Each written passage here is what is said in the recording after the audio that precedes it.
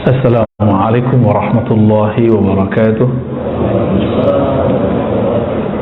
Innal hamdalillah nahmaduhu wa nasta'inuhu wa nastaghfiruh wa na'udzu billahi min shururi anfusina wa min sayyiati a'malina.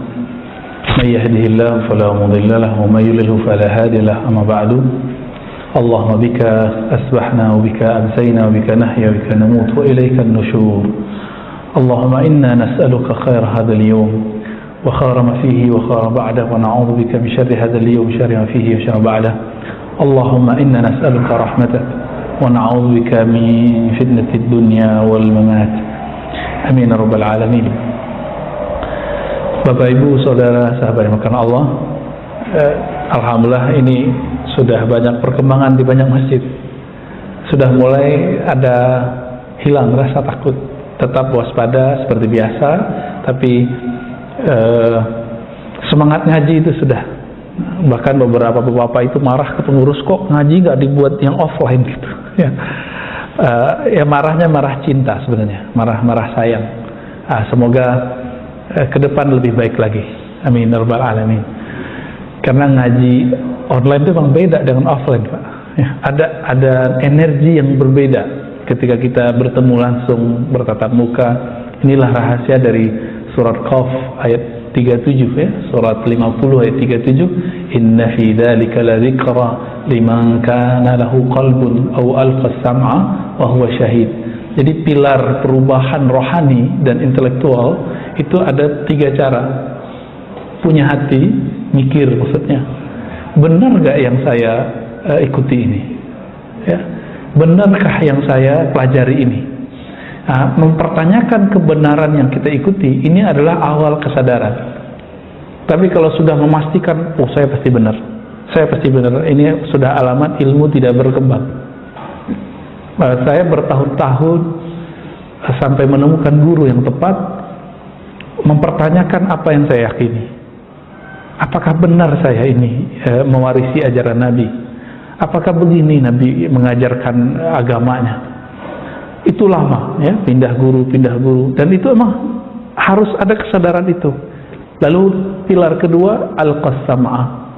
Al-qasam'ah itu yang kita sebut talaqi offline ya. Talaqi itu yang nanti teman-teman mau ngaji tamyiz ya, adik saya guru bahasa Arab itu jago tamyiz, jadi saya tahu itu metode banyak membuat orang berhasil ya. Semoga penemunya diberkahi oleh Allah Subhanahu wa taala. Mau talaqi itu mau denger. Jadi modal orang berubah yang kedua, mau denger aja. Saya nggak suka nih sama seseorang, tapi saya mau denger dia. Nanti akan ada Pak input yang berbeda. Tapi sekali saya bilang, oh itu ustadznya nggak semaham dengan saya, itu bukan ustadz kami. Kalau ustadz itu datang dikabur, ya tunggu aja Pak, orang itu gak akan berubah, gak akan ada upgrade keilmuan dan intelektualnya, gak akan sama sekali. Maka beruntung orang-orang yang mau mendengar, walaupun wah saya belum sepaham, gak apa-apa, nanti itu akan terbimbing. Kita kan punya pendengaran, punya hati, itu nanti yang akan mencoba untuk merubah ya. Kalau gak mau dengar dari orang yang berbeda dengan kita, terus kapan kita dewasa? Ini yang terjadi di banyak masjid, di banyak majelis. Jadi majelis-majelis tertentu malah mendoktrin jamaahnya, jangan dengerin selain kita. Ada yang bentuknya kelompok, ada yang bentuknya organisasi. Kalau yang organisasi itu sudah pakai baiat malah ya. Tapi yang kelompok ini lebih dahsyat karena dia bisa diakses siapapun. Dan ini kemudian menjadi kisruh di banyak masjid. Karena kita ya tiap hari kita ngunjungin masjid, baik sholat ataupun silaturahmi ataupun ngajar ataupun belajar. Sampai sekarang alhamdulillah Allah masih memberi hidayah saya untuk mau belajar. Alhamdulillah. Kita nggak melihat gelar orang Pak, tapi kita ngelihat siapa gurunya. Ini orangnya guru ke siapa? Walaupun dia nggak kuliah, kita ngaji sama dia. Banyaklah kita ngaji kepada orang-orang itu. Banyak hal-hal yang kita nggak dapat di kampus, kita dapat dari orang-orang yang ngaji secara tradisional dari gurunya. duduk ya, dengerin dauh-dauhnya masyaikh, kiai. Itu ternyata sir-sir ajaran Nabi, rahasia Nabi itu kadang-kadang ada di lisan mereka, tidak ada di lisan para profesor di kampus. Ini yang saya temukan sejauh ini, ya. Jadi benarlah Nabi Shallallahu Alaihi Wasallam mengajarkan Ali bin Abi Thalib, dan Ali bin Abi Thalib mengatakan apa? Khuzir rijal bil haq.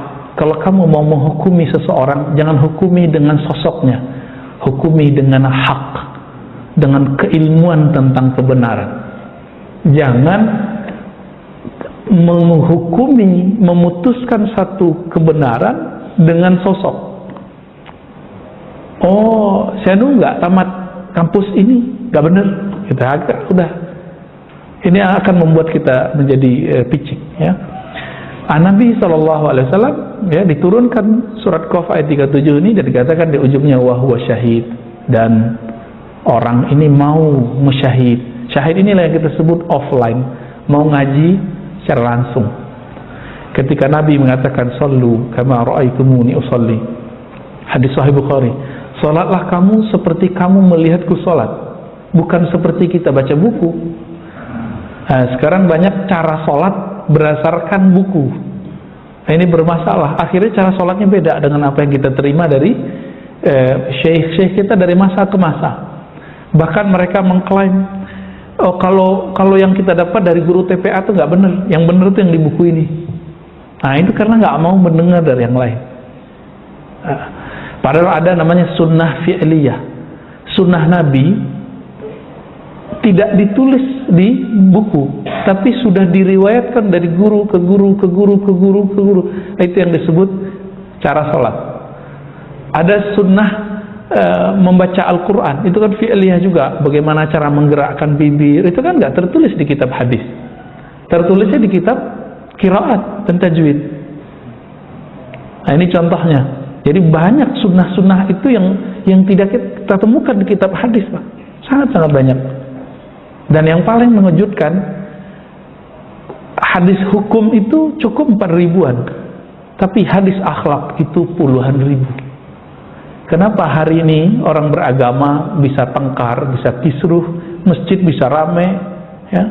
Ini masjid kayaknya masih adem kali ya, tapi di masjid lain rame, Pak. Perseteruannya. Itu kenapa? Karena orang fokus pada sunnah-sunnah ahkam, ajaran-ajaran Nabi yang berkaitan dengan hukum, tapi mereka kurang mempelajari sunnah-sunnah akhlak, sunnah-sunnah yang berkaitan dengan akhlak. Sunnah di situ artinya ajaran Nabi Sallallahu Alaihi Wasallam.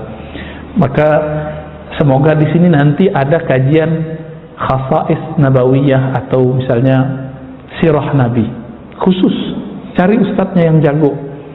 Dan sirah Nabi itu bukan pakai teori, Pak, dia harus pakai cerita. Maka ustadznya harus orang yang alim dan bisa bercerita, gak cukup alim. Nah, semoga nanti ketemu, Pak. Banyak di sekitar UIN itu, sekitar Ciputat itu banyak ulama sebenarnya. Pamulang sana silakan dicari. Ternyata saya jadi orang Depok juga, Pak. Ya, tadinya orang situ, Cirende, pindah ke Pengasinan sono. Ya, Depok, tapi malah lebih dekat waktu di Cirende, Tangerang Selatan, ya. Gak kebayang tadinya. Di sini kita melihat masjid-masjid, apa yang membuat masjid-masjid ini kebanyakan berbeda faham antara jamaah, pengurus dengan pengurus. Ternyata ajaran akhlak Nabi jarang diekspos. Nah, kajian tentang akhlak Nabi ini porsinya harus lebih besar daripada kajian hukum. Itu sebabnya Nabi SAW mengatakan apa? Orang masuk surga itu dua sebabnya. Takwa di hati. Yang kedua husnul khuluq. Husnul khuluq itu di akhlak.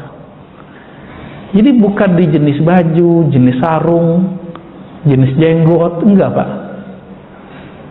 Enggak ada di situ. Masuk surga bukan di situ, tapi dari kualitas kolbu. Karena Nabi mengatakan takwa itu di dalam dadamu, dan yang kedua akhlak. Maka niatkanlah kalau berjenggot, jenggot yang ada akhlak Nabi di situ. Bersarung itu sebenarnya sunnah Nabi, Pak. Saya menemukan bahwa Nabi pakai sarung lebih banyak daripada pakai celana. Baju yang saya pakai ini gamis, ini bukan pakaian Nabi, ini pakaian Arab. Cuma karena saya melihat guru saya suka pakai baju begini waktu kita ngaji dulu, ya saya pakai begini juga. Tapi beberapa syekh kita pakai sarung. Cuma kalau pakai sarung mereka pakai jubah di luarnya. Tahu jubah itu ya, yang dipakai di luar. Wah, itu lebih cakep ya. Nah, kita ketika mengamalkan ini, niatnya bukan untuk menghakimi orang, tapi untuk menghakimi diri sendiri. Jadi ketika belajar, jangan belajar diniatkan untuk mencari hujjah, mencari argumentasi dalam berdebat, tapi karena ingin meluruskan hati. Dan yang paling menyedihkan apa Bapak Ibu yang bahkan Allah, beberapa jamaah itu dia simpatik dengan seorang ustadz karena si ustadz sepaham sama dia. Loh, kenapa si ustadz harus ngikutin paham dia? Yang benar murid ikut guru atau guru ikut murid? Nah, giliran si ustadz ini sudah beda paham sama dia, dia bilang, itu ustadz gak benar. Jadi mulai kemudian menghakimi guru, dan ini menyedihkan sekali. Tapi di sisi lain, para guru, para ustadz, para mu'alim ini juga punya PR besar. Banyakkah input ilmunya sehingga outputnya juga besar? Nah, ini PR para ustadz, ya, ngajak menjelaskan filosofi tentang turunnya ayat pertama Iqra, baca, dia kurang baca. Alhamdulillah beberapa tahun yang lalu saya diizinkan Allah menjadi trainer dai untuk dikirim ke luar negeri, Pak, dengan satu lembaga non-profit ya. Apa hasil survei kita? Kita survei langsung aja. Minat baca para ustadz minus, bukan plus, Pak. Jadi kalau Indonesia karena tidak berkembang nih ya, pertumbuhan ekonominya nggak ada, kita sebut resesi. Itu mereka sudah resesi, Pak. Akhirnya ya mohon maaf, apa yang menjadi output dari seorang muallim yang akan bisa menginput murid-muridnya itu tidak terjadi. Bapak mengalami kebosanan ngaji, kok ngaji bosen ya? Nah, itu sebabnya. Baik, ini sekedar refleksi kegalauan saya melihat perkembangan masjid dan tempat-tempat dakwah. Semoga ini bisa dipahami oleh pengurus ya. Baik. Bismillahirrahmanirrahim, kita mengkaji tentang Muhammadun qabla al-bi'tsah, begitu bahasa Arabnya. Nabi Muhammad SAW sebelum dibangkitkan. Saya tidak mau mengulang-ulang repetasi kajian-kajian karena ini bisa Bapak lihat di kajian YouTube beberapa hari ini. Saya ambil kisah yang lain saja dari sisi lain. Saya yakin bahwa Bapak bagus teredukasi dengan baik. Mungkin ada yang basicnya ilmu sosial, eksak, segala macam. Sekarang kita coba lihat dari sekian banyak negeri yang bagus-bagus, yang subur, peradaban yang tinggi, kenapa negeri yang dipilih oleh Allah adalah negeri Makkah? Orang Arab, penyembah berhala, negeri bebatuan, tidak ada pohon di situ. Kenapa? Nah, disinilah kemudian muncul dua tokoh ulama kita. Pertama Syekh Abdul Hasan An-Nadawi, punya kitab judulnya Sirah Nabawiyah. Saya tidak tahu ini sudah diterjemah atau belum. Beliau ahli sejarah, mengerti geografi, paham sosiologi. Orang kalau begini baca hadis Nabi, itu menarik. Dia mengerti, oh ini rahasianya kenapa Nabi dikeluarkan dari Arab, bukan dari Indonesia yang subur. Ya, bukan dari puncak, Pak. Kalau di puncak pagi-pagi Nabi ngopi kayaknya ya. Duduk santai gitu, terus kedinginan, minum teh, kan enak tuh. Ternyata enggak. Supaya Nabi itu tahan banting, maka ditaruhlah di tempat yang paling susah di dunia. Jika masuk nanti ke negeri yang mudah seperti kita, yang santai. Orang kita kan santai semua. Saking santainya, kita ini ya hidup begitu aja. Pergerakannya pelan. Tapi untuk menghancurkan negeri seperti kita juga susah. Karena negeri yang pelan itu imunnya kuat, Pak. Tapi yang cepat berubah, cepat juga hancurnya. Nah, ini kelebihan kita. Kenapa nggak di Indonesia? Karena kalau di Indonesia, nanti kalau Islam masuk ke negeri-negeri kayak negeri-negeri subtropis, itu nggak akan bisa jadi berkembang. Ya. Mazhab di Indonesia yang paling cocok ya dua mazhab itulah, Syafi'i, Hanbali. Tapi Bapak kalau pergi ke negara subtropis yang di Eropa, itu nggak cocok Pak, kadang-kadang. Mazhab Syafi'inya harus direvisi dulu. Tetap mazhab Syafi'i tapi direvisi. Bapak kalau ke Eropa, coba aja lihat, pasti teman-teman kita Turki yang jualan kebab tuh ya, Hanafi, terus Maliki, dua itu. Ada rahasia sebenarnya. Baik, Allah Ta'ala memilih negeri yang tandus, penuh bebatuan, cuma ada satu sumber di situ, yaitu sumber mata air yang disebut air Zam-Zam. Ini kalau nggak dilihat dari sisi ekonomi dan geografi saat itu, kita nggak paham nih kenapa. Setelah diteliti oleh para ahli ekonomi, dulu sumber-sumber mata pencarian itu akan terbentuk kalau ada sumber mata air. Itu teorinya. Jadi ada namanya water theory ya, jadi teori tentang air. Di mana ada air, maka di situ akan ada aktivitas ekonomi. Kenapa? Ini bukan Bogor, bukan Depok, bukan Tangsel, bukan Jakarta. Ini apa? Arab, tandus. Yang mereka cari apa? Air. Kita aja di sini sekarang udah mulai krisis loh Pak. Hati-hati. Saya mau nakut-nakutin dikit. Setiap rumah kita udah pakai air galon. Kita nggak usah sebut mereknya. Bener nggak? Ini krisis udah Pak. Saya nggak nyuruh Bapak berhenti beli galon ya, karena kasihan juga teman-teman kita jualan galon. Demo Prancis itu air yang Bapak minum tuh merek Prancis semua, ya. Boykot noh, ya. Boykot itu, minum air sumur, air pump tuh. Tapi masalahnya air PDAM kita kualitasnya juga nggak bagus. Ini kita cek ya, kita taruh air dari pagi sampai sore udah lumutan Pak. Pam Depok itu, ya. PDAM Depok, semoga kedengeran sama mereka ya. Apa masalahnya itu? Katanya boleh diminum. Kalau begini kan bahaya, nanti mineralnya banyak ya. Kalau nggak tahu lah apa namanya, saya nggak pakar air.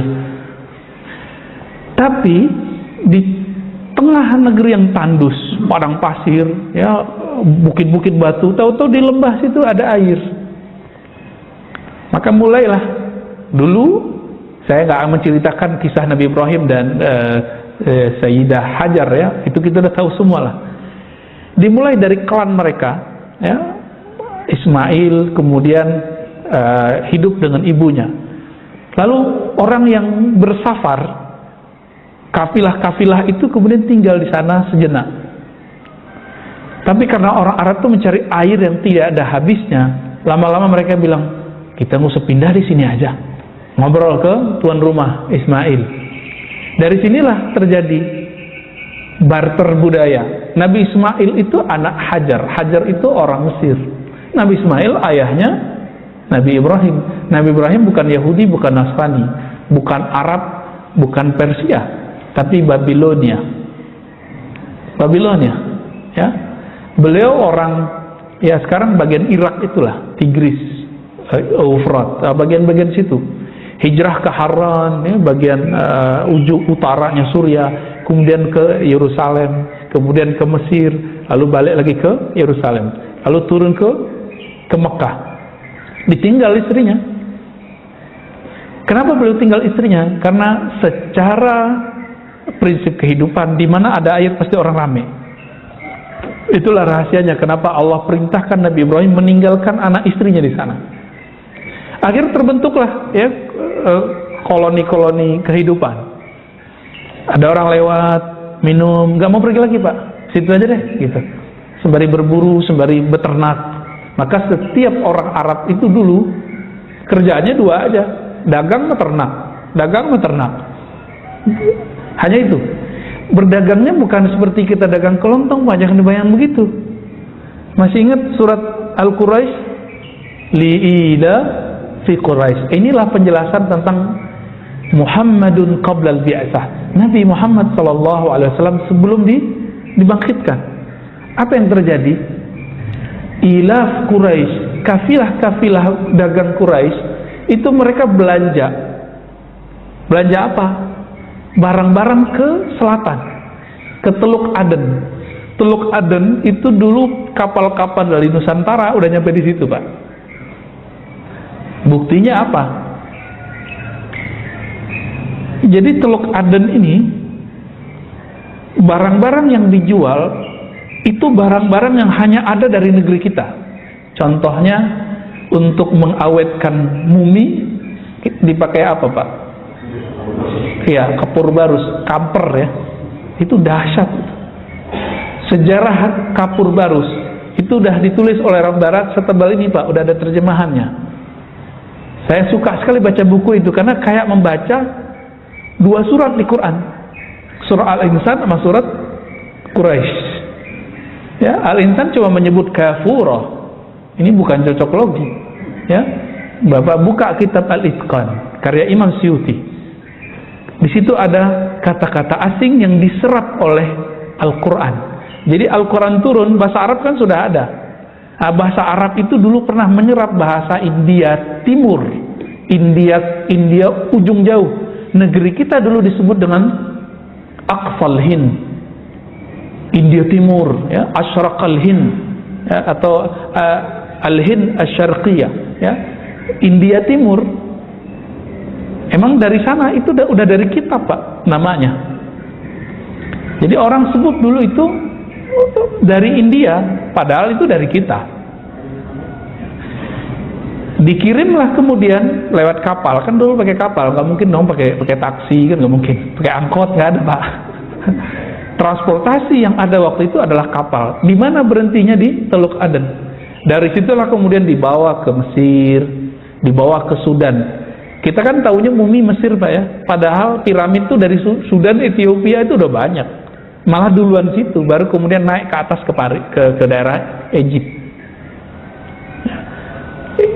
Apa yang kita lihat? Hasil penelitian yang meneliti selalu orang barat, saya juga heran, bukan orang kita.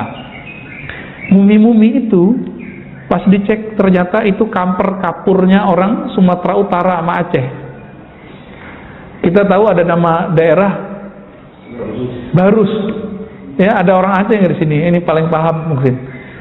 Dan orang Sumatera Utara cerita kepada kita, ini sekarang gubernur sudah mulai kembali menanam kamper untuk dijadikan bahan dagang. Nostalgia lama. Habis diceritain sama Ustadz Kiai, doktor profesor tentang masalah ini, mereka jadi melek. Oh, hebat juga ya.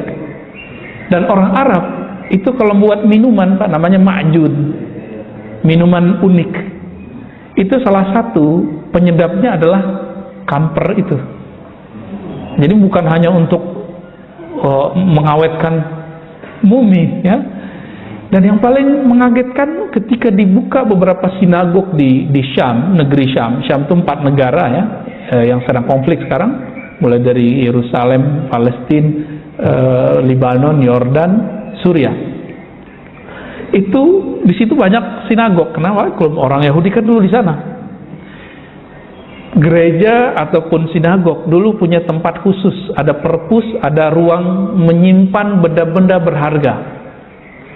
Ketika dibuka peti-peti berharga, bukan emas, Pak, di dalamnya, tapi ketemu cengkeh. Cengkeh cuma tumbuh di Ambon, Pak, dulu. Ajib gak tuh? Nyampe ke negeri Arab subtropis, yaitu daerah Suriah, Syam, ya, daerah Lebanon dan Palestina. Ini membuat kemudian teori-teori yang berkembang liar kemana-mana. Cuma karena ada kaidahnya bisa disambungkan. Berarti sebelum Nabi Muhammad lahir, Mekah itu jalur sutra sebenarnya. Kenapa? Setiap kafilah dagang yang belanja di selatan Yaman, ini saya lupa bawa slide-nya, Pak, itu ada petanya, enak kalau dilihat. Jadi mereka turun ke bawah, setiap musim tertentu mereka naik. Fisyita iwas saif, musim dingin mereka kemudian ke bawah, karena setiap ke bawah itu musim dinginnya nggak terlalu dingin, ya. Lalu musim panas mereka belanja ke atas. Makanya orang Arab itu pada seneng, Pak, menikahi orang-orang Syam, karena musim Musim panas ke sono. Panasnya mereka kan nggak panas. Panasnya mereka nggak panas, Pak. Baik. Dari sini baru sisi ekonomi saya cerita, ya. Sisi ekonomi saya cerita bahwa Mekah itu bukan negeri hamparan kosong, tapi itu jalur sutra luar biasa. Orang-orang kafilah-kafilah pedagang itu dulu minimal mampir di sana. Nah, orang Arab, Quraisy khususnya, mereka bertugas menjaga Mekah, Ka'bah. Mereka punya dua pekerjaan besar tadi, berdagang, terus beternak. Di musim berdagang, mereka beli barang, kemudian jual. Jual kemana? Tadi ke Syam, dan itu prosesnya panjang. Jadi orang Arab itu di kampungnya nggak lama. Itu sebabnya kenapa ayahnya Nabi meninggalnya bukan di Madinah. Itu sebabnya. Meninggal di mana ayah Nabi Sallallahu Alaihi Wasallam? Di luar kota, bukan di luar Mekah, nggak di Madinah juga, nggak di Mekah juga, di luar itu. Itu adalah perjalanan bisnisnya. Mereka biasa berbisnis. Nah, maka sampai sekarang kalau kita ingat Arab, yang kita ingat apa? Tanah Abang, ya kan, Condet. Tapi beda, Pak.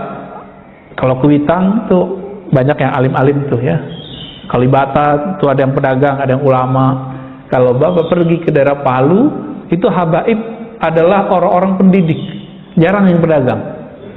Sampai mereka marah ke saya ketika saya tanya, nggak ada yang jual ini ya, saya canda ini, ya nggak ada yang jual parfum. Dia kayak kesel, ente ini ya, kita ini beda sama Arab sono katanya. Saya nggak mau tahu maksudnya Arab sono itu mana, ya. Jadi sama mereka juga ada perasaan-perasaan begitu. Bagi kita nggak masalah sih mau Arab jualan, mau jadi ulama, yang penting jadi orang bener. Nah, kita nggak boleh rasis karena agama kita bahasa Arab turunnya. Tapi nggak boleh juga kemudian mengarabkan negeri ini. Mengislamkan negeri ini wajib, tapi mengarabkan nggak, karena agak Arab beda zaman, itu beda budaya. Seperti model baju tadi, ya, beda zaman dan beda budaya. Bapak kalau mau lihat tradisi Nabi, itu masih banyak di kalangan ulama Yaman. Ulama Yaman, Tarim. Nah, itu yang dibawa oleh habaib itu masih banyak yang mirip. Ya.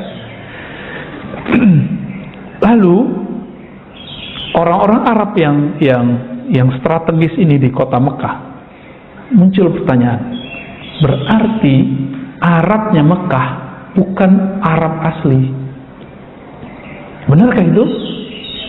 Coba lihat Pak tadi, Ismail anak mana?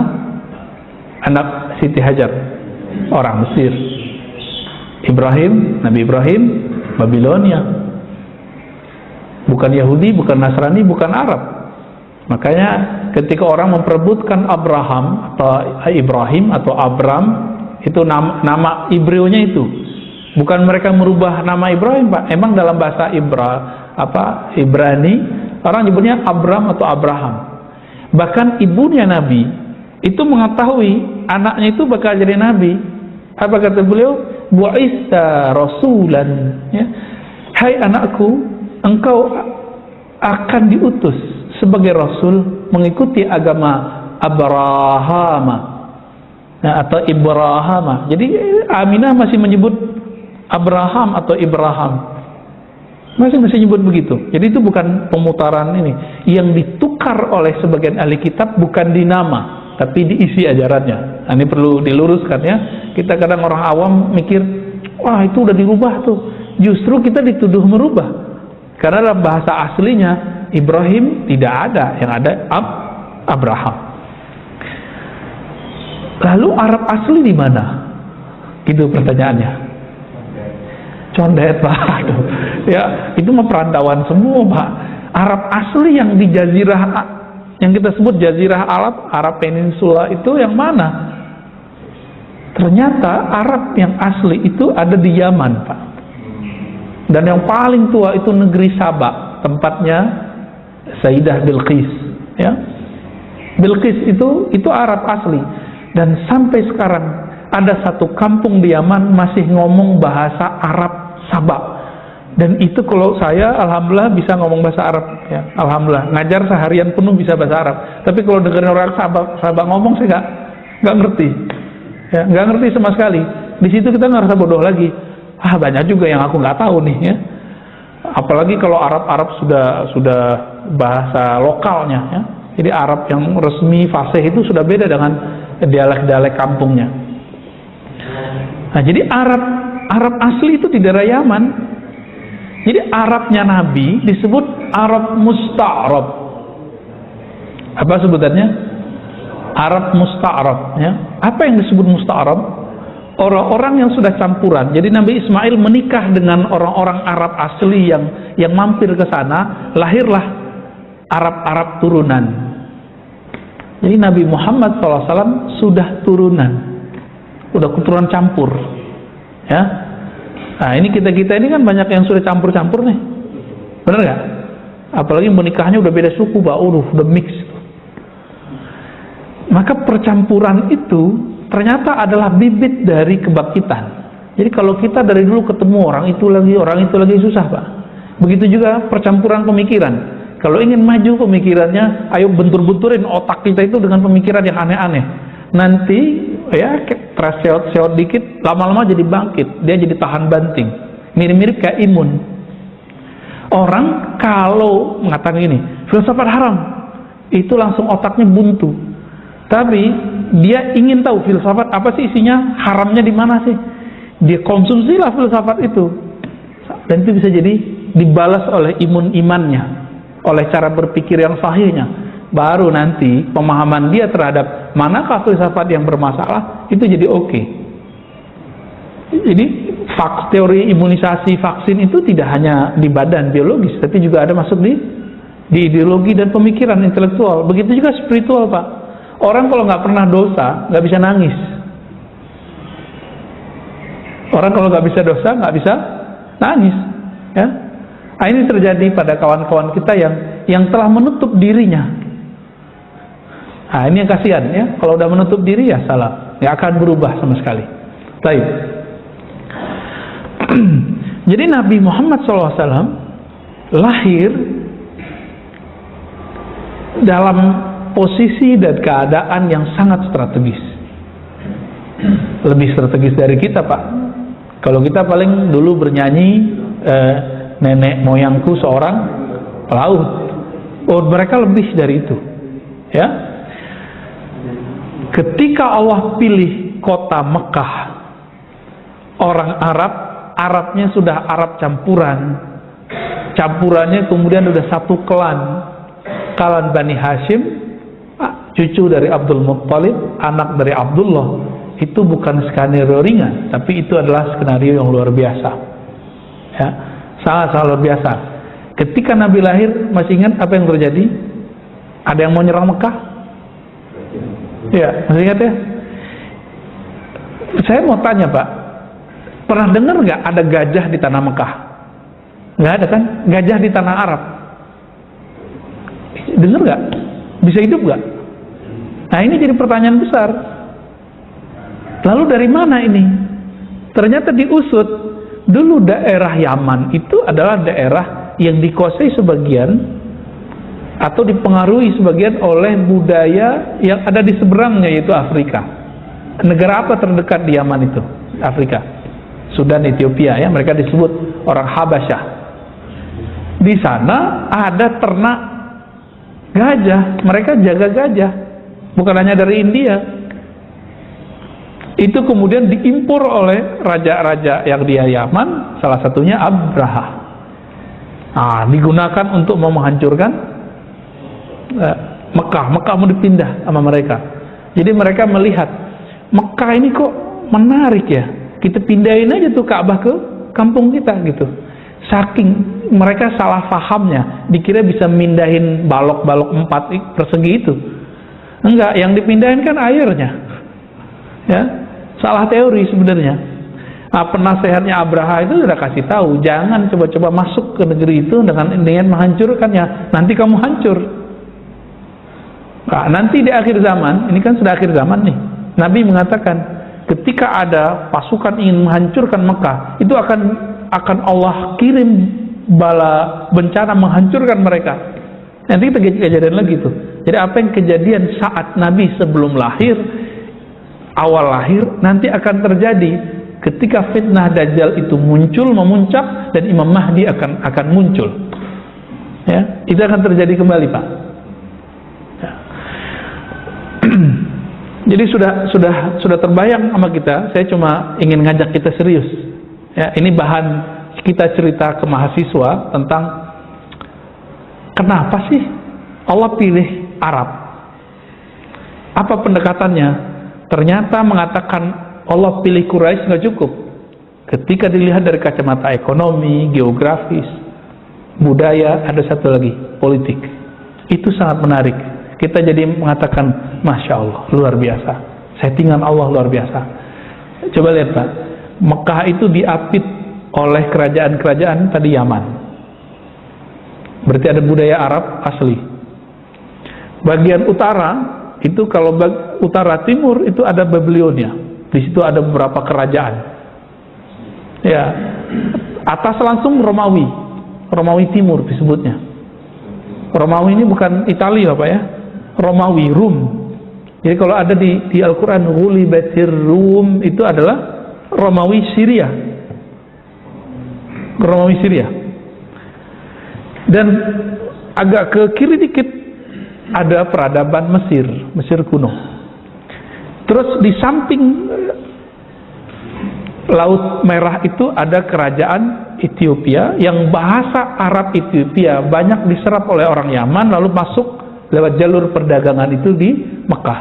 Dan pas dicek, banyak istilah-istilah Arab Ethiopia itu masuk.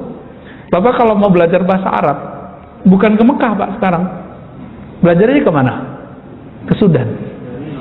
Ya, salah satu dosen saya dulu, Pak Sayuti Nasution, ya, almarhum, suami dari ahli tafsir Indonesia, doktor tafsir pertama di Al-Azhar, Dr. Faiza, ya, orang cerdas aja itu, orang Betawi sini, Pak.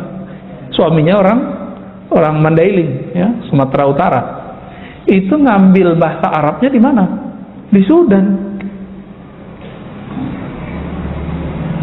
Ustadz yang masyhur sekarang ngambil S3-nya di mana? Sudan juga, walaupun hadis, ya. Sebenarnya itu negeri bahasa, sebenarnya itu. Mereka kalau ngomong Arab lebih fasih daripada wilayah-wilayah lain. Jelas. Fasih itu bahasa Arab artinya jelas. Itu maknanya. Itu peradaban politik, secara politik seperti itu. Jadi Mekah itu dikelilingi oleh budaya macam-macam.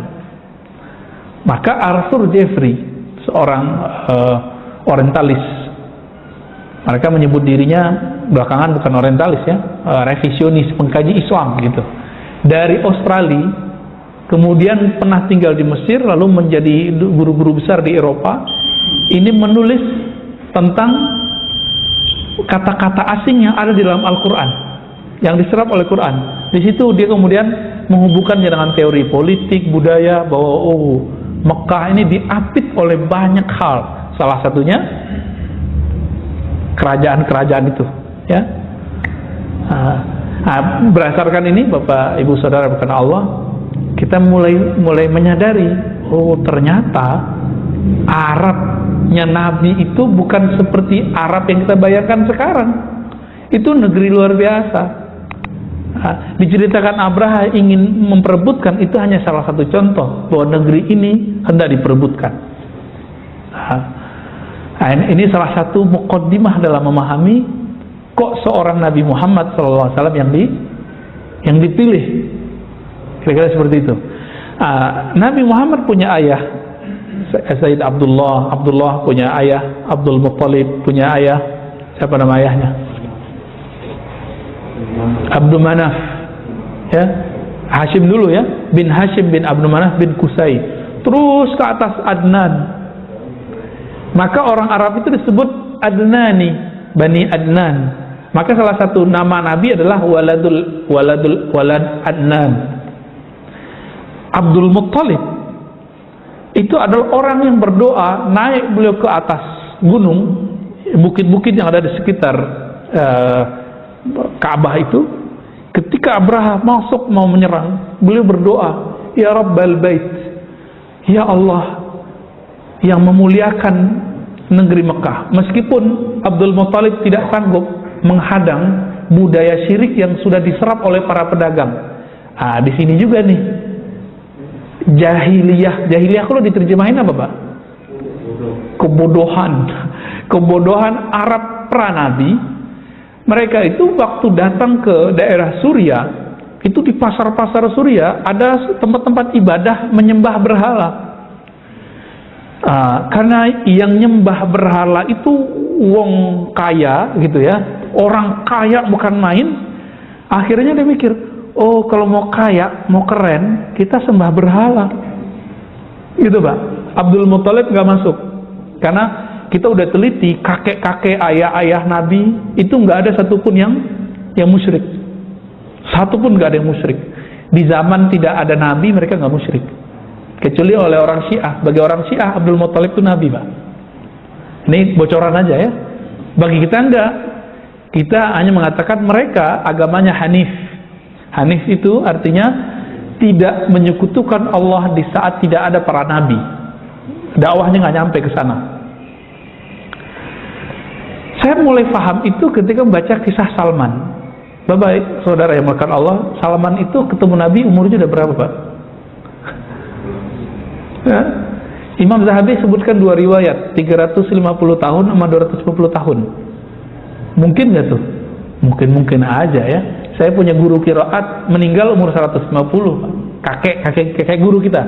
Jadi guru saya punya gurunya ini punya ayah. Ayahnya umurnya 150 tahun baru meninggal. Orang Sumatera sana. Saya pikir-pikir, oh mungkin juga ya. Salman Al-Farisi, Salman orang Persia. Persia Iran sekarang. Iran sekarang itu kita sebut Persia. Ternyata dulu adalah anak Kiai Majusi. Majusi nyembah apa? Api. Ya, bukan main mercon terus jadi Majusi, enggak, Pak, ya.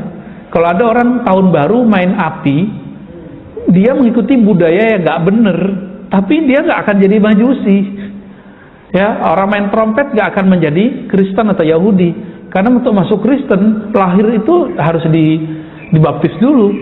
Jadi meme tentang menganut 3 agama sekaligus, ya bagi saya itu kebodohan yang terstruktur ya, yang tersebar. Kita nggak suka dengan tradisi mubazir itu, tapi jangan konyol, jangan jahil. Mau menolak sesuatu ya harus dengan ilmu, gitu.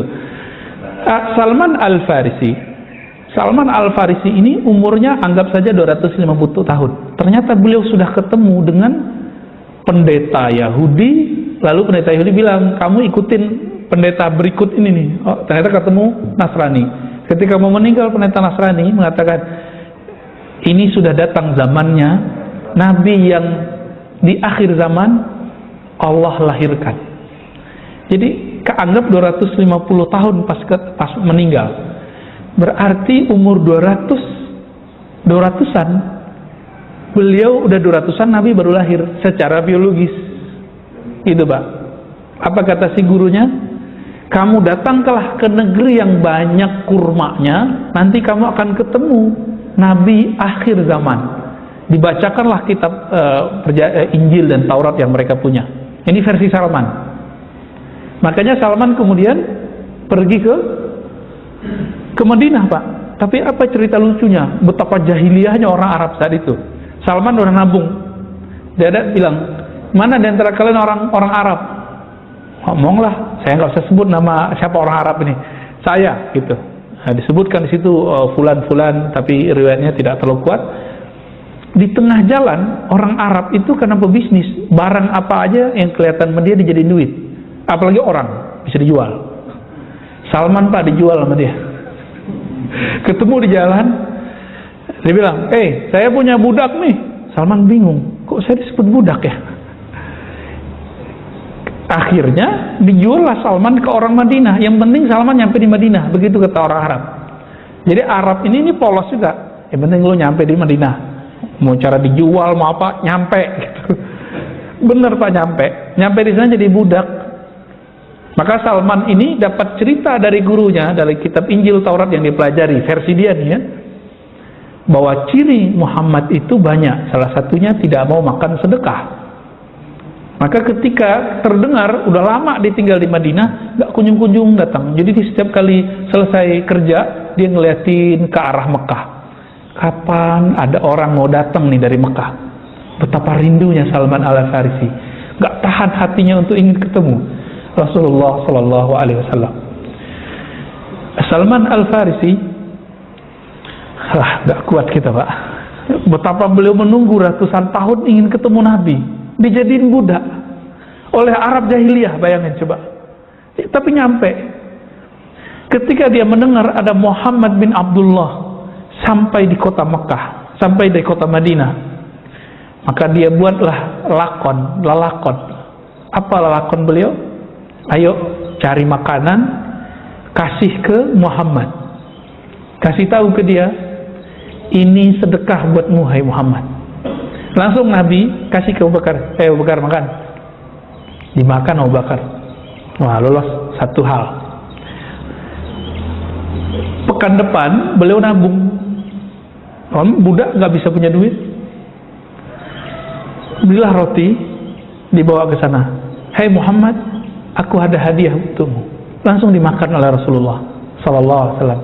Selesai makan, itu beliau terharu ya. Wah, hadiahku dimakan. Benar nih ketemu orangnya. Jadi beliau nggak nguji dengan pertanyaan, ngujinya dengan ini. Ini sopannya Salman Al-Farisi. Sopannya Salman Al-Farisi. Betapa girang hatinya, dia kemudian menjabat tangan Nabi. Ya Muhammad, asyhadu annaka Rasulullah Sallallahu Alaihi Wasallam. Aku bersaksi, engkaulah Rasulullah. Kalau dia sudah la ilaha illallah, tinggal Muhammadur Rasulullah. Saya nggak bisa bayangkan saat itu bagaimana terharunya Salman Al-Farisi. Sangat-sangat terharu. Salman itu menyaksikan pra-nubuwat, pra-bi'atsah kerasulan Sallallahu Alaihi Wasallam. Maka dengan ini Bapak Ibu saudara Allah, kebayang sudah jahiliyahnya Arab. Apa aja barang dijual sama dia, orang jadi jual ya. Tapi justru Nabi mengatakan kemudian, Salman minna ahlul bait. Salman dari kami, Salman adalah ahlu baitku. Nabi menyebut ahlu bait artinya kan keluarga. Keluarga. Biasanya Ali, Fatimah, Hasan, Husain itu biasa. Tapi sekarang yang disebut adalah Salman Al-Farisi radhiyallahu ta'ala anhu. Ternyata kekeluargaan itu ada dua. Ada kekeluargaan rohani, ada kekeluargaan jasmani. Keturunan Nabi, tapi akhlak nggak akhlak Nabi, keputus. Yang mutus langsung Fatimah. Ya. Kita bukan keturunan Nabi Muhammad, tapi kita ambil akhlak Nabi Muhammad. Insya Allah kita termasuk rohaninya rohani para habib, meskipun fisiknya bukan fisik para habib. Nah, kira-kira itu beberapa sharing saya tentang masa sebelum pra kerasulan dan kenapa Allah pilih negeri ini, negeri tersebut sebagai negeri para rasul, negeri rasul dan para sahabat mulia. Nah, di situ ada yang mau didiskusikan Pak, mau ditanyakan? Ya, ini nggak ada yang tidur nih, ada yang tidur ya? Ya. Orang kita nggak ada ngelucu-ngelucunya loh Pak ya. Ya. Ya, yang tidur anak saya malah Pak. Kita ketemu guru yang sangat menguasai ilmunya. Bahkan bapak-bapak jika ada yang ingin ditanyakan.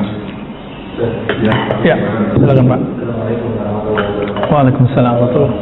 Saya cuma mau tanya benang merah posisi kita Muslim di Indonesia dengan sejarah Nabi itu kira-kira seperti apa, sekarang sama kedepannya seperti apa? Masya Allah. Ada beberapa analis justru ya Islam nggak akan jaya dua kali tempat yang sama. Salah satunya mungkin ada yang infeksi Indonesia. Iya, iya. Melihat sekarang ini kondisinya kayaknya udah kebalik ya. Iya, iya. Bapak coba lihat, mungkin Bapak sudah melihat beberapa negara ya, mungkin beruntung bisa jalan kemana-mana. Bahkan Bapak kalau lihat ke Arab, di Arab sendiri sekarang itu pusat-pusat kajian keislaman nggak banyak, tapi orang Arab itu yang alimnya berlipat-lipat, tapi nggak banyak. Saya punya guru orang Libanon, Syekh Amin Salim Al-Kurdi, itu bilang kami nggak punya pesantren di Libanon. Itu negeri Arab loh Pak, tapi mereka punya gereja-gereja, lembaga-lembaga seminari Kristen lama banyak sekali. Jadi Lebanon itu negara Arab yang paling kuat agama selain Arab, agama selain Muslimnya, selain Islamnya. Arab Saudi, Bapak coba lihat, dulu Mekah Madinah itu pusat 4 mazhab, tapi sekarang mazhab udah dilarang, yang ada cuma 1 aliran. Terus kemana pindah mazhab itu? Dulu di Jabal Abi Kubais itu orang latihan rohani, Pak, latihan zikir di sana. Muncullah aliran-aliran tazkiyatun nufus atau tasawuf atau tarekat. Sekarang dianggap musyrik di sana. Terus kemana pindahnya? Gitu. Terakhir ada sekolah yang masih mempertahankan kajian Islam pra, dikuasai oleh negara Saudi sekarang, namanya Saulatiyah. Tapi beberapa tahun ini sudah dirubah paksa kurikulumnya oleh pemerintah. Itu terakhir pertahanan ahli sunnah yang moderat di kota Mekah. Udah nggak ada lagi Pak. Akhirnya sekarang guru-guru kita di sana itu kalau ngajar kitab akidah aja, kitab fikih, covernya cover yang sudah ditentukan dari pemerintah, tapi isi dalamnya sudah diganti supaya nggak ketahuan. Kalau ada sidak, kacau Pak, bisa masuk penjara. Terus kemana perginya? Itu udah pindah kemana-mana Pak. Udah pindah ke Maroko, udah pindah ke Turki, udah pindah ke India, udah pindah ke Yaman. Dan yang paling banyak pindah keturunan Rasulullah, pindahnya ke Indonesia. Makanya Al-Habib Omar dan Habib-Habib yang datang ke Indonesia, mereka kaget. Kok buyut-buyutnya, kakak buyutnya, itu banyak yang dikubur di sini. Ya, saya tanpa sengaja 2 tahun sebelumnya itu mengunjungi mahasiswa saya yang buka kajian zikir di sana, terus kita kasih dia otoritas lah untuk membuka kajian zikir. Kita namanya ijazah. Hafiz Quran. Lalu saya bilang, tolong temenin saya ziarah ya. Gitu. Pertama saya cuma niat ziarah ke satu tempat, mau melihat gimana sih sejarahnya. Kita kalau nggak melihat tempat kan nggak kebayang, nggak terimajinasi perkembangan Islam di sana. Tapi habis itu hati saya bergejolak. Ini pasti ada pusat kuburan bersejarah di sini. Ternyata benar. Zuriat Rasulullah yang tua-tua itu banyak dikubur di Palembang Pak dulu. Al-Habib Ahmad bin Idris Al-Idrisi, Masya Allah ya. Itu banyak di sana, Palembang. Lalu Betawi, lalu Pantura sampai ke Jepara, Demak, Tuban. Oh, Tuban ini lumayan banyak Pak. Maka kalau kita ke Tuban atau pesisir Pantura ini, muka orang Jawa itu bukan Jawa kayak di selatan. Ngomong Jawa ya, tapi hidungnya hidung condet Pak. Ya, hidung orang Arab. Ngomongnya sudah ngomong Jawa. Terus udah pindah ke sini. Quraisy Shihab ya, itu ulama besar. Terlepas dari semua kontroversial beliau S1, S2, S3 di Mesir dan udah menguasai wilayah-wilayah sana. Jadi udah kemana-mana. Apa kata beliau? Yang punya tradisi pesantren cuma orang Indonesia. Ini di sini imam kita mungkin sudah punya pusat tahfiz kali. Udah punya. Ya, silakan difasilitasi Pak. Ya. Di mana-mana saya ngelihat, rumah tahfiz itu baru Quran. Belum TPQ, belum lagi MDA, belum lagi yang serius mahat-mahat, udah dahsyat sekali. Dan di Indonesia bikin pesantren nggak perlu izin, cukup kesepakatan masyarakat, benar nggak? Dan ini surganya ilmu. Kita nggak ketemu di belahan manapun sekarang di dunia seperti Indonesia. Kita bersyukur. Negeri jiran aja Pak, kita kalau mau buat apa harus ada backingan. Kalau nggak bisa dibubarkan. Agak berat tantangan teman-teman kita di tetangga-tetangga, apalagi di Saudi. Bapak buat pengajian begini di Saudi, digerebek sama polisi syar'i. polisi syar'i tapi nggak nyari. Ya, dulu kejadian 2002, sekolah perempuan kebakaran, orang Malaysia kan pakai cadar, ya udah jadi budaya agama, jadi budaya yang dilembagakan dalam bentuk kewajiban beragama. Jadi orang Saudi itu nggak bisa lepas perempuannya dari, nggak bisa lepas, itu udah jadi, atau agama yang berbudaya, ya terserahlah diistilah kenapa, karena implikasinya nanti beda. Saking konyolnya polisi syurta karena mereka nggak belajar agama dengan benar, perempuan nggak lari dari api, kan cadarnya dicopot. Apa kata polisi syurta? Balik, ambil cadar kalian. Balik pak, masuk ke kelas, ada yang mati, ada yang kebakar. Konyol nggak tuh? Ya, orang telanjangnya boleh lari kok kalau lagi kebakaran, apalagi cuma buka cadar. Masuk berita 2002. Terus kemana ilmu itu sekarang? Ilmu itu sudah banyak berkembang ke negara-negara luar, dan yang paling stabil adalah negeri kita. Alhamdulillah, negeri Nusantara inilah, Indonesia, Malaysia, Brunei, Singapura, ini paling stabil, alhamdulillah. Jadi secara populasi, nah ini saya bukan dukun juga bukan peramal pak, tapi kita melihat dari indikator-indikator ini, kalau perangkat-perangkatnya sudah kuat, budaya sudah mendarah daging. Bapak datang ke Madura ini walaupun ada yang keras, ada yang Islami, ada enggak, tapi jangan coba-coba singgung Islam. Ketemu nih orang Madura nggak Islam pak, nggak sholat, tapi jangan coba-coba singgung kiai, ya bisa digorok sama dia nanti. Apalagi sekarang kejadian orang buat karikatur Nabi, ya bisa kebayang. Tapi keturunan Rasulullah dari Yaman, Habib Omar, Habib Ali Al-Jufri menyarankan jangan main fisik, jangan emosi, ya. Nah, kembali ke tadi pak, terus kita ke depan gimana nih? Nabi mengatakan Al-Mahdi minni min walidi Fatimah, kebangkitan Islam akan dipimpin oleh Imam Mahdi. Mahdi itu kan yang dapat hidayah, itu dari keturunanku, keturunan Fatimah. Dan keturunan Fatimah sekarang udah ngumpul banyak di negeri ini. Mungkin barangkali inilah pertanda baik. Kita nggak boleh memastikan, karena kita bukan Allah, kita bukan Rasulullah, nggak dapat wahyu. Barangkali inilah kesempatan besar untuk menyongsong kebangkitan itu. Nah, semoga nih Bapak ini termasuk orang-orang yang ikut dalam pergerakan ini nanti. Ya, kan kita nggak tahu nih, apakah Bapak ketemu zamannya atau enggak. Nggak tahu kan? Siapa tahu besok meninggal kan? Ini kalau dunia resesi, apa yang kejadian Pak nanti? Krisis ekonomi di mana-mana, tuah negara hilang, batas teritorial antar negara semu. Maka koloni-koloni besar yang ingin menguasai dunia ini akan memenuhi dunia dengan kezaliman. Mereka yang disebut tentara Dajjal. Dan Nabi mengatakan ciri-ciri Mahdi akan keluar. Imam Mahdi keluar, hadis sahih. Apabila bumi dipenuhi dengan kezaliman, maka tunggu, Mahdi akan muncul membawa perdamaian dan keadilan. Kapan itu? Wallahu a'lam bishawab. Ya, kita serahkan ilmunya kepada Allah. Nah, kalau beliau sudah ada sekarang, kita nggak akan kenal dengan mudah Pak. Kenapa? Nabi mengatakan yuslihullahu fi lailah.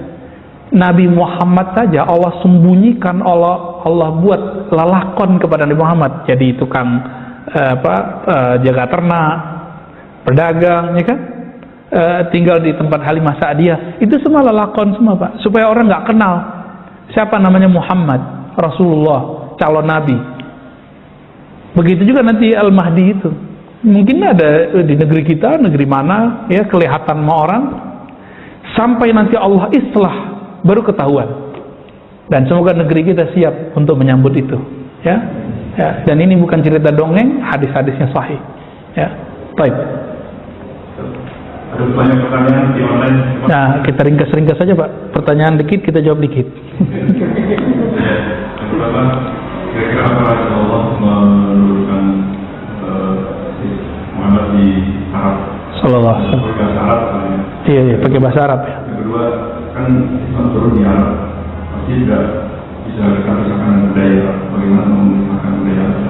Oke. Abu Jahal, Abu Lahab orang Arab kan? Tapi Nabi Muhammad gak ikut budaya Arabnya Abu Jahal.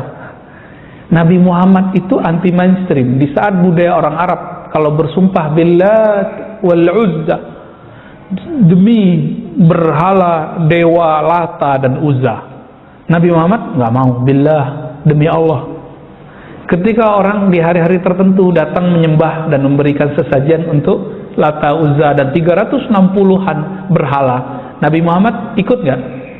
Enggak, Nabi Muhammad malah nyepi di berkhalwat di Gua Hira. Anti mainstream. Tapi Nabi Muhammad SAW tidak pernah kemudian berbenturan langsung sampai ada perintah dari Allah. Gitu. Bahkan beliau menjadi tokoh.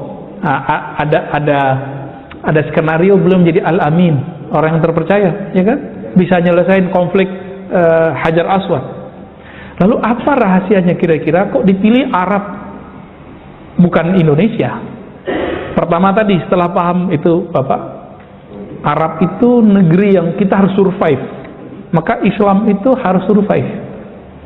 Negeri kita kan santai ya, mohon maaf.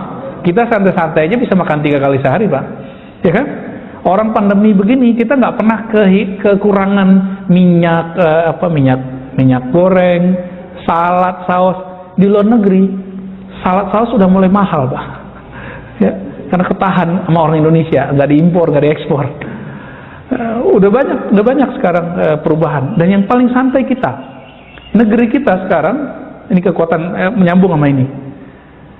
Belanja rumah tangganya hampir 60%. Jadi mau resesi gimana juga kita santai-santai aja, makan nasi goreng, nasi uduk, santai aja, Pak.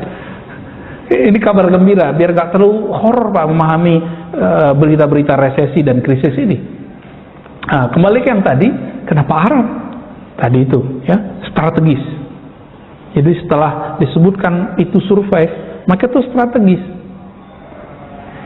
Karena dia strategis, udah campuran sekian bahasa, bahkan Imam Suyuti menyebutkan 11 bahasa yang sudah diserap dalam bahasa Arab. Mulai bahasa yang tua, namanya bahasa Aramaik, bahasa Nabatian, bahasa Ethiopia lama, bahasa Rum, bahasa Greek, bahasa Hind, termasuk Melayu itu disebut bahasa Hind dulu. Akhirnya bahasa Arab itu bisa dibaca, bisa dilafazkan oleh negara mana saja, bangsa mana saja. Kita, ini Bapak ini kan kebanyakan, mohon maaf ya, nggak bisa bahasa Arab kan? Tapi kok baca Qur'annya fasih? Itu orang Arab bingung loh, Pak. Bingung, orang Arab sendiri gak sepasih Bapak mungkin baca Al-Qur'annya. Mungkin ya. Kayak gitu, saya sendiri dengar lah. Imam-imam di sana itu ada yang hancur-hancuran juga banyak. Cuma makhorijul hurufnya mereka udah oke. Ainnya itu pas, ya, kelihatan susah baca ain. Ya. Itu kira-kira. Nah, kenapa dipilih Arab, bahasa Arab? Karena bahasa Arab itu bahasa yang paling banyak mengalami perubahan-perubahan, yang perubahan itu sekarang sudah menjadi permanen. Ada yang disebut tasrif. Nanti belajar tamyiz. Perubahan yang disebut tasrif, derivasi kata, itu merupakan bentuk kekayaan bahasa. Orang bisa dialog dengan bahasa, ya kan? Maka boleh disebut mukjizatnya Nabi adalah mukjizat lughah, mukjizat bahasa. Orang mana aja bisa baca Quran walaupun dia nggak bisa ngomong bahasa Arab. Nah, ini salah satunya. Kenapa dipilih bahasa Arab bukan bahasa kita, Pak? Ya. Arab itu kalau ketemu mereka bahasanya sudah sama. Jadi bahasa Arab dulu di zaman itu mirip kayak bahasa Melayu di kita, bahasa pemersatu. Dan kita beruntung bahasa Arab itu dulu pernah menjadi seperti bahasa Inggris sekarang. Bahasa Inggris itu bahasa internasional. Sekarang kan di PBB masih, ya. Nah, tapi dulu orang kalau nulis tentang ilmu kedokteran itu nulis pakai bahasa Arab, walaupun dia Yahudi. Ibnu Maimun, murid Ibnu Rus, itu nulis filsafat dan kedokteran itu pakai bahasa Arab. Padahal dia bukan Islam. Yohana macam-macam ya. Itu pakai bahasa Arab. Nah, ini rahasianya sebenarnya. Nah, maka di luar sana, di barat sekarang banyak pusat Ibnu Sina Center apa gitu. Nah, itu kita lihat dari hal-hal ini. Ya, lanjut, Pak.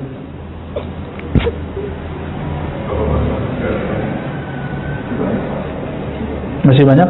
Satu lagi, apabila ada keturunan secara mati ini Rasulullah, apakah masih boleh disebut sahih? Siapa? Apabila masih ada darah keturunan secara mati dirinya yang dari ibu. Dari ibu. Oh, dari ibu tidak boleh disebut kalau sudah jauh ya. Tapi kalau langsung masih bisa. Misalnya ibunya Syarifah, keturunan Rasulullah. Tapi bapaknya ya, oh bukan orang keturunan Rasulullah. Ini ulama sedikit berbeda pendapat, tapi di Yaman ada yang membolehkannya. Tapi masih jalur pendek. Tapi kalau sudah keturunannya lagi udah enggak. Ya, keturunannya lagi enggak. Gelar Habib Sayyid ini Bapak Ibu, ini mirip kayak hadis. Tinggal dicek nasabnya benar atau enggak. Kalau benar disebut Habib Sahih. Sama hadisnya kalau dicek ini transmisinya rawinya benar enggak. Kalau benar disebut hadis Sahih. Kalau enggak begitu juga. Maka di Indonesia ada Habib yang benar, yang Sahih, ada Habib yang Hasan, ya, yang kuat-kuat, tapi masih kalah pamor, kalah nasab dengan yang satu lagi. Dan ada yang Habib doif dan palsu. Itu banyak. Nah, cuma modal-modal hidung mancung sama jenggot, terus pakai gamis sama serban, udah jadi Habib, enak amat ya. Hati-hati, man kadzaba alayya muta'ammidan falyatabawwa maq'adahu minan nar. Kalau enggak yakin-yakin amat keturunan Rasulullah, jangan ngaku keturunan Rasulullah. Jadi hamba biasa aja, jadi orang biasa, dan bebannya lebih dikit. Keturunan Nabi, keluarga Nabi, dosanya itu dibesarkan melebihi orang biasa. Sebagaimana pahalanya dibesarkan melebihi orang biasa. Sadar? Apakah anak dipilih oleh Allah karena salah satunya sebagai bangsa kaum barat? Itu salah satu hikmah yang diambil oleh beberapa sejarawan. Ya, mereka nomaden dulu. Tapi ketika sudah ada Ka'bah, enggak. Mereka sudah enggak nomaden lagi. Ini penting. Sejarah nomadennya Arab itu berhenti ketika Zam-Zam sudah ditemukan oleh mereka. Jadi Zam-Zam itu artinya kan kumpul. Zam-Zam itu simbol dari berakhirnya peradaban tua, peradaban pindah-pindah. Ini luar biasa dari Zam-Zam itu. Cukup ya? Alhamdulillah alamin. Lebih kurang itu Bapak Ibu yang melakukan Allah, refleksi pra kerasulan sehingga kita faham, oh luar biasa memang nabiku, ya. Nabi kita memang dilahirkan di tempat pilihan, bukan di tempat biasa, sehingga wajar kalau kemudian ajarannya berkembang di seluruh dunia. Meskipun kita bukan cuma 2 miliar Pak ya, cuma 2 miliar, tapi agama yang lain walaupun mereka bermiliar-miliar, mereka itu satu aliran dah kayak satu agama. Contohnya Katolik, Kristen, itu kan banyak aliran-alirannya. Satu aliran dah satu agama, udah beda dengan aliran sebelahnya. Oleh karena itu secara populasi majmuk tetap saja Muslim adalah terbesar di dunia. Semoga kita termasuk yang terbesar itu. Amin ya rabbal alamin. Kita tutup dengan doa pendek. Astagfirullahaladzim. Allahumma ya Allah, ampunkan dosa kami, ampunkan pikiran kami, ampunkan kejahilan kami. Allahumma ja'alna mimman shalla ala nabiyyina Muhammad sallallahu alaihi wasallam. Ya Allah, jadikan kami orang yang banyak berselawat kepada nabi kami. Allahumma ja'alna mimman arafa an-nabiy sallallahu alaihi wasallam. Ya Allah, jadikan kami orang yang betul-betul mengenal Nabi Muhammad SAW. Jangan jadikan kami seperti Abu Jahal, Abu Lahab, yang melihat Muhammad bin Abdullah tapi tidak melihat Muhammad Rasulullah.